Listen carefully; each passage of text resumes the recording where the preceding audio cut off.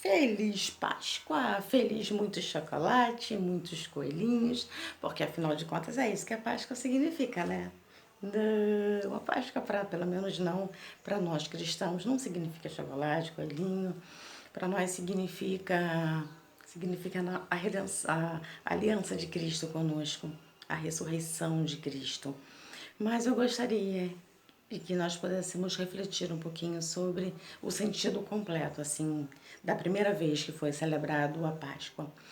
Há muitos e muitos anos, há milênios atrás, Deus havia escolhido um homem e fez uma promessa para ele. Deus escolheu, virou para Abraão e falou o seguinte: Abraão, sai do meio da tua terra, da tua parentela e vai para um lugar, uma terra que eu te mostrarei.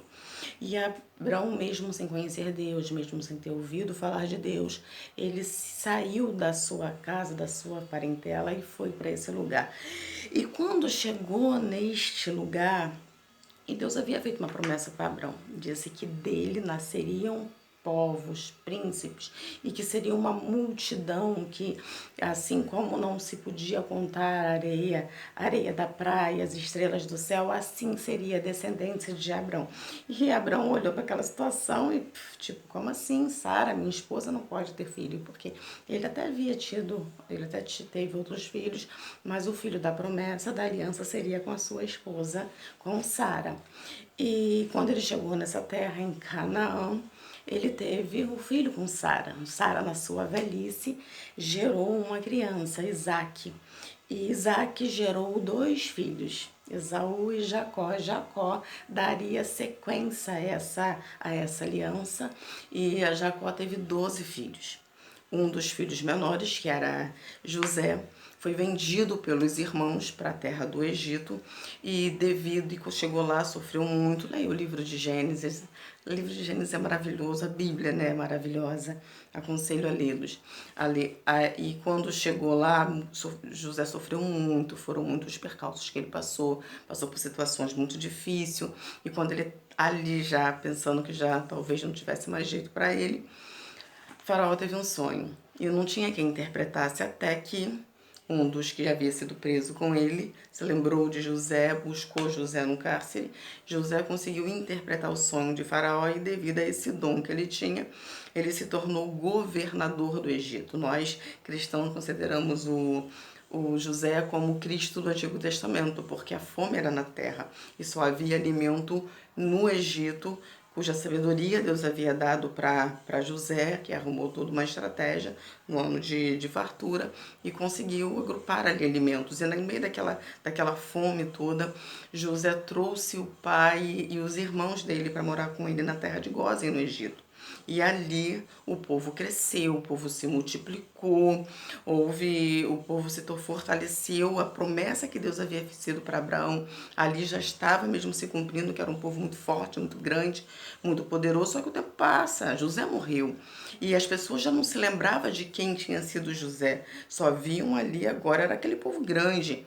E o que aconteceu? O Faraó, ele se amedrontou, ele ficou realmente com medo do povo. Falou: se eu arrumar guerra com alguma nação e se Israel decidir se aliar a esse povo, aos meus inimigos, eu serei destruído, porque esse povo é muito forte.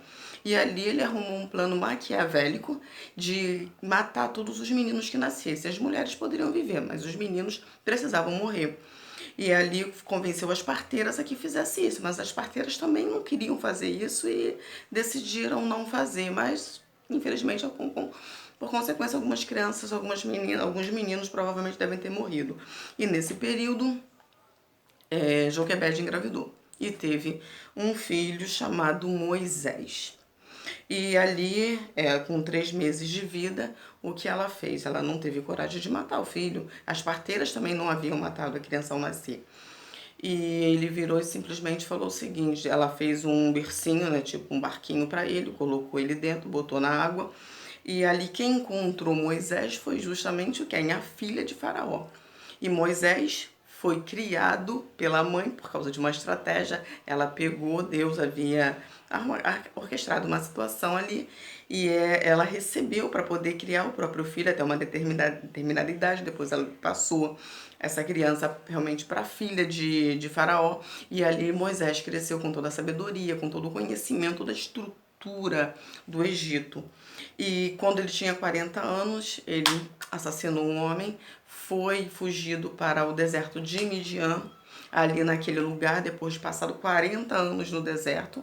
O que aconteceu? Deus teve encontro com ele e falou com ele o seguinte: olha, Moisés, o clamor do meu povo tem subido até mim, vai até Faraó e liberta o meu povo. Moisés orou e falou: Senhor, como assim? Como é que eu vou? Em nome de quem eu vou? Como é que eu vou chegar lá? E Deus virou para ele e falou: vai e diz que o eu sou te enviou.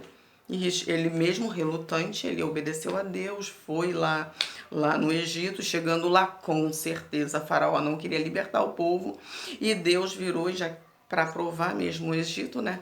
E mandou 10 pragas. A praga das rãs, a praga das trevas, a praga do gafanhoto, do piolho, praga de todas as formas. E a última praga, que seria a 10ª, seria a morte de todos os primogênitos, tanto dos homens quanto dos animais. E Deus havia dado uma ordem para Moisés, falando o seguinte: olha, avisa para o meu povo, para que eles matem um cordeiro e pega o sangue desse cordeiro. E havia todo um ritual, passa nos umbrais das portas, que eu vou visitar o Egito, vou matar todos os primogênitos, e a casa que tiver o sangue do cordeiro, eu vou passar por cima. Páscoa significa isso, passagem. Passarei por cima e não matarei ninguém cuja casa estiver com o sangue do cordeiro. Ali foi uma das alianças que Deus havia feito, ali da aliança com o povo de Israel. E o que aconteceu? Leia um livro de Êxodo que você vai ver a maravilha que é. Eles realmente saíram do Egito, praticamente expulso ali, muitas coisas aconteceram, mas aquele sangue que protegeu aquela casa, essa cerimônia da Páscoa, seguiam-se anualmente, eles tinham que fazer isso. Sendo que esse sangue, ele era temporário, ele tinha que ser feito sempre, sempre, e nós somos pecadores. E chegou um momento, tipo, não, Deus virou e falou assim: não, preciso agora realmente fazer uma aliança cujo sangue seja eterno, cuja uma aliança não precise ser renovada, uma aliança eterna. Porque o pecado antigamente ele só era coberto, ele não era realmente apagado, ele não era realmente esquecido. E hoje Deus virou e falou num tempo determinado, e esse tempo, há mais de 2000 anos atrás, chegou. E o que aconteceu? Jesus desceu na sua forma humana, fazendo-se homem, esvaziou-se de si mesmo, tomou a forma de servo, humilhando-se e desceu essa terra. E para cumprir essa missão, essa profecia que havia sido dada lá em Gênesis, que um dia nasceria um nascido da mulher, que pesaria na cabeça da serpente e restauraria essa comunhão, porque essa comunhão nós havíamos perdido. Nós não podíamos entrar no Santo dos Santos, aquele lugar da presença de Deus ali.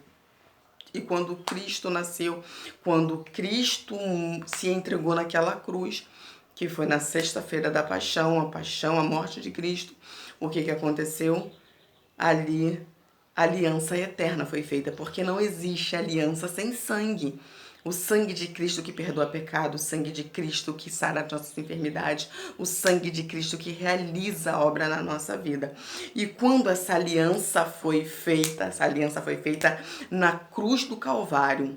Passou o sábado, quando foi no domingo, ele literalmente ressuscitou. E ali no domingo é a coroação dessa aliança, é a concretização da obra que Cristo realizou. Hoje nós temos vida em Cristo e ele deu uma ordem aos discípulos: olha, ficar em Jerusalém, até que do alto sejais revestidos de poder. E o que significava, o que simbolizava esse revestimento de poder? É o Espírito Santo nas nossas vidas. E quando que nós recebemos esse Espírito Santo? Efésios 1, versículo 13 diz que no momento em que eu reconheço o Senhor Jesus como o Senhor da minha vida, eu sou selada com o Espírito Santo. E esse Espírito Santo que nos sela, ele traz a vida em nós. Ele é o consolador, ele é o que nos renova a cada manhã, ele é o que a graça está derramada. Tudo que nós temos é através desse Espírito Santo. Nós somos morada de Deus, casa de Deus. Hoje nós somos o Espírito Santo. Eu sempre falo, ele também está ao nosso lado, porque ele é onipresente, ele está ao nosso redor, mas acima de qualquer coisa, ele está dentro de nós, ele habita em nós, nós somos morada deles. E a cada dia isso precisa ser fortalecido. Muitas das vezes nós olhamos para as nossas lutas, para as nossas adversidades, olhamos com um olhar racional para tudo. Eu sempre falo que a razão, não, a Bíblia diz, né, que nós precisamos prestar um culto racional. O que significa prestar um culto racional? Que a minha adoração a Deus precisa ter um objetivo, precisa ter um conhecimento, precisa ter um caminho. No momento em que eu adoro a Deus, eu preciso saber quem eu estou adorando.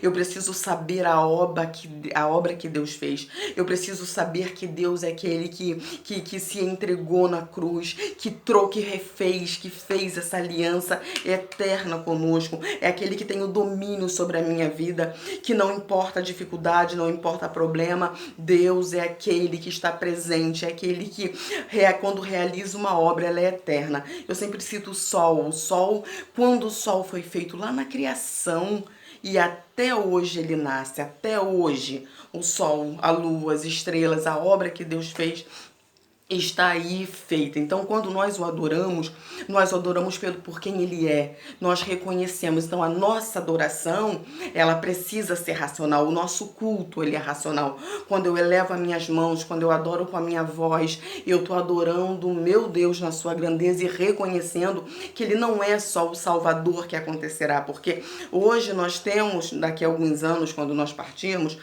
por estarmos selados com o Espírito Santo, para o dia da nossa redenção, nós teremos um Salvador, mas hoje ele é o nosso Senhor. Então, por ele ser Senhor, ele é o dono da minha vida.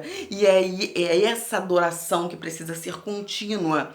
É isso que nós precisamos entender. Mas muitas vezes, devido às lutas, às adversidades que nós enfrentamos, nós olhamos e falamos: Senhor, aonde tu está?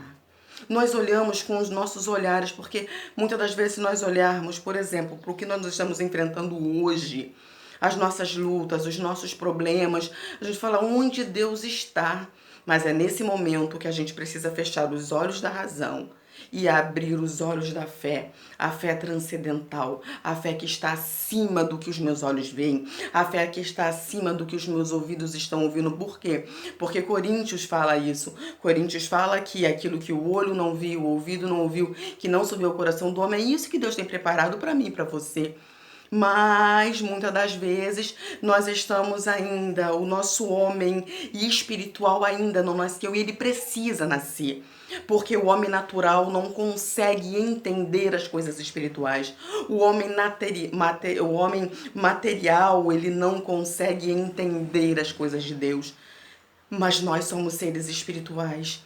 E a Bíblia diz: quem pode conhecer a mente do Senhor? Ninguém, mas nós, aquele que reconhece Jesus como o Senhor da sua vida, aquele que recebeu a aliança na cruz do Calvário, esse tem a mente de Cristo. E quem tem a mente de Cristo precisa ter a vida restaurada, porque ali naquela cruz, na aliança, ele derramou em nós a vida dele, vida com abundância. Não estou falando de dinheiro, não estou falando de bens materiais, eu estou falando daquilo que o dinheiro não compra: a paz, a alegria, a benignidade, a fé. E isso tudo nós conseguimos em Cristo, através de quem? Do Espírito dele em nós. Foi uma das coisas que a cruz, essa aliança nos deu, que é pro dia da nossa redenção. Não abra mão de Deus. A luta pode estar grande, a dificuldade pode ser tremenda, mas o nosso Deus, ele vive, o nosso Redentor vive. Creia. Feliz Páscoa hoje, celebre a Páscoa, celebre a ressurreição de Cristo, celebre a vida dele em você, a aliança que ele fez lá há mais de 2000 anos atrás. Essa aliança não foi quebrada, essa aliança não acabou, essa aliança não está em extinção, não. não está, está em nós a cada dia. Então, por isso eu te desejo feliz Páscoa, feliz aliança com Deus, feliz ressurreição de Cristo na minha e na tua vida. Amém.